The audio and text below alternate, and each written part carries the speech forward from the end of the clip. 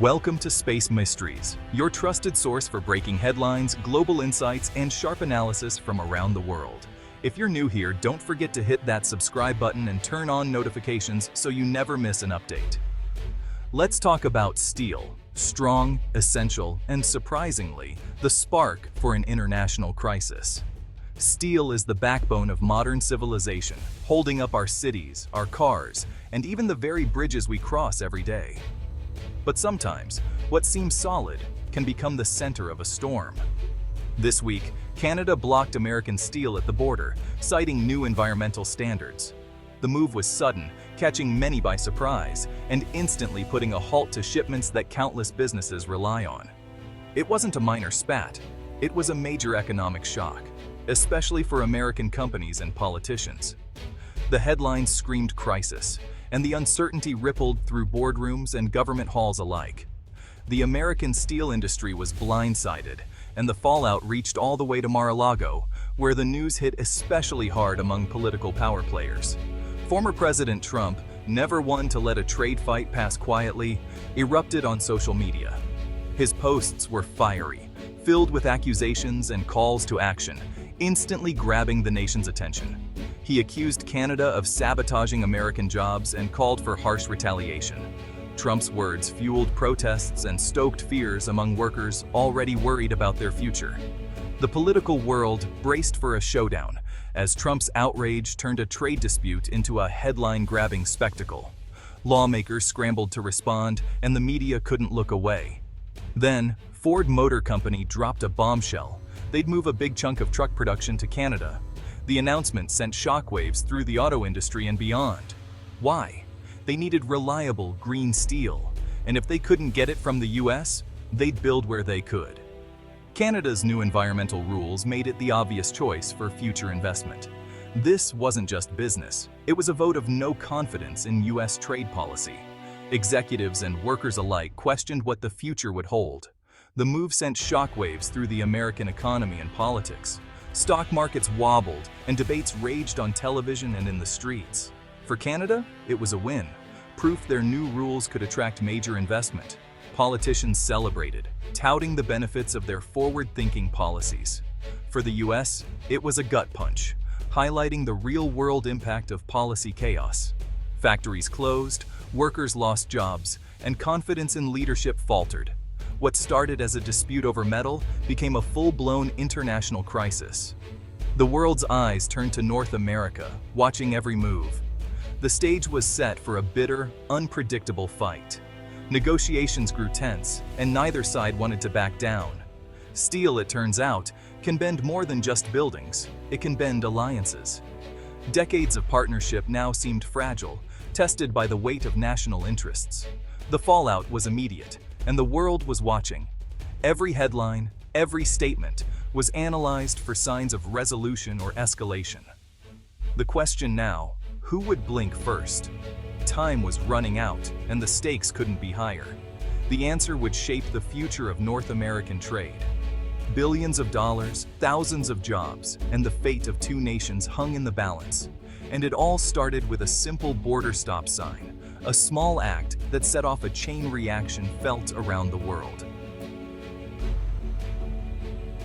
Why did Canada block American steel? The answer isn't as simple as it might seem at first glance. Officially, it's about the environment. Canada has made big promises to cut emissions and fight climate change. Canada's new Green Steel Act requires ultra-low carbon emissions for steel in major projects, setting some of the toughest standards in the world. Most US steel mills don't meet these strict standards. They're still using older, dirtier methods that release far more pollution. So, when the law kicked in, American steel was effectively shut out of Canadian government contracts and big infrastructure projects. It wasn't a direct ban, but a bureaucratic wall that most US companies couldn't climb, thanks to complex new rules and certification hurdles. But there's more. This move also gives Canadian steelmakers a huge home field advantage, protecting local jobs and boosting the domestic industry. They've already invested in green tech, so now they dominate their own market, reaping the rewards of early innovation. The US is stuck. Arguing against environmental rules looks bad, but ignoring the economic hit is worse. especially for American workers. Canada claims it's about clean air. The US sees a sneaky trade barrier that hurts their industry and jobs. The truth? It's a mix of green ideals and economic strategy, with both sides playing to their strengths and interests. Canada's move is both a climate play and a power play, reshaping the rules of the game. The US must now decide, adapt, retaliate, or negotiate for a better deal. The stakes are high, and the clock is ticking for both countries to find a solution. This is more than a trade spat. It's a test of priorities, values, and the future of North American industry. Enter Donald Trump, ready to turn up the heat. He blasted Canada online, calling their prime minister weak and demanding massive tariffs on Canadian goods. Trump's outrage wasn't just personal, it was a rallying cry for his supporters. Republicans echoed his tough talk, while Democrats scrambled to avoid a trade war. Suddenly, a complex policy issue became a political loyalty test. Trump's base cheered his aggressive stance, seeing strength where others saw chaos. His fury hijacked the debate, making compromise harder. Trump's performance was calculated and effective. The steel fight became a political circus, with real consequences for both countries. The world watched as diplomacy gave way to drama. Amid the uproar, Ford made a game-changing move. They shifted production of their flagship electric truck to Canada, chasing stable supplies of green steel. For Ford, it was simple uncertainty in the US was too risky. The result? American jobs lost, Canadian jobs gained. The US government faced a PR nightmare. How could they claim success as factories left?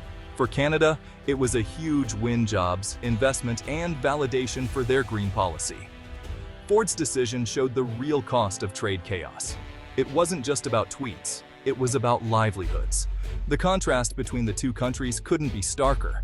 The message policy choices have real, lasting impacts. The US and Canada share the world's largest trading relationship, a partnership that has shaped both nations for generations. Every day, billions of dollars in goods cross the border.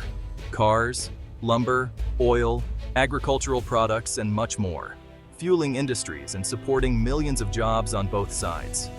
Decades of trade agreements like NAFTA and the more recent USMCA have made cross-border commerce smoother, creating jobs, lowering prices for consumers, and encouraging innovation through collaboration.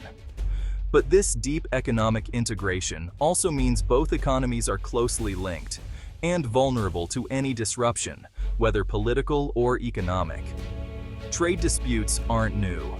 Lumber, dairy, and steel have always been flashpoints, sparking tensions and protests in both countries. Usually, these fights are settled quietly by skilled diplomats working behind the scenes, finding compromise before issues escalate. But President Trump's aggressive approach to trade negotiations changed the game, bringing disputes into the public spotlight. He saw trade as a competition, not a partnership, and wasn't afraid to use tariffs as leverage, even against close allies like Canada. The old system of compromise has weakened, making every dispute riskier and more unpredictable for businesses and workers. Now, even small disagreements can spiral into major crises, affecting everything from jobs to the price of everyday goods. The steel fight is just one symptom of a much bigger shift in the way North America does business. The era of quiet, behind-the-scenes deals is over, replaced by open confrontation and uncertainty. North American trade is now a high-stakes battleground where every decision can have far-reaching consequences for millions. This isn't just politics, it's personal for workers. In the US, steel workers and auto workers face layoffs as factories lose business. Towns that counted on new investments are left reeling. The ripple effects hit local diners, suppliers, and home values. In Canada, it's the opposite. Steel workers celebrate, and communities welcome new jobs. But for consumers, trade wars mean higher prices on cars and everything else. Tariffs raise costs, hurting families and slowing the economy. The pain spreads far beyond the factory floor. Trade wars rarely have winners, just different kinds of losers. The stakes are livelihoods, not just headlines. Every policy decision echoes through real lives. The fallout is felt in every paycheck and every purchase. On the streets of Pittsburgh, anger runs high. Workers feel betrayed, convinced Canada's rules are just an excuse to shut them out. Many back Trump's call for tough retaliation, blaming foreign competition and green regulations. Across the border in Hamilton, Canada, the mood is proud and optimistic. Canadians see their country leading on clean tech and standing up for itself. There's a sense of satisfaction. Finally, they have the upper hand. The steel fight has tapped into deep national feelings on both sides. In the US, it's about lost jobs and fairness. In Canada, it's about independence and progress. The divide is about more than steel. It's about identity. Trade policy has become a mirror for national pride and frustration. The debate is as much about values as economics. The steel dispute's impact ripples far beyond factories. US farmers could lose Canadian markets if tariffs escalate. One tariff triggers a chain reaction, lost sales, layoffs, and business closures. Trade wars are unpredictable, often hurting unintended industries. For consumers, the result is higher prices on everything from cars to maple syrup. Inflation squeezes family budgets and slows the economy. Uncertainty scares businesses. They stop investing and hiring. The chilling effect can be worse than the tariffs themselves. The cost of chaos is paid by everyone. The message to investors: North America is no longer a safe bet. The steel fight is a warning. Instability is expensive. The longer it drags on, the more damage it does. The stakes are bigger than steel. They're about economic confidence. So, what's next? There are a few paths. Diplomats could negotiate a compromise, greener US steel, phased-in Canadian rules, but political pressure makes that unlikely. More likely, a tit-for-tat tariff war, with both sides raising costs and losing jobs. Or, worst case, the whole USMCA deal unravels, plunging North America into chaos. The key: watch the rhetoric. Will leaders seek solutions or escalate the fight? The future of North American trade hangs in the balance, all over a dispute about steel. In this strange new world, even the strongest metal can't hold everything together.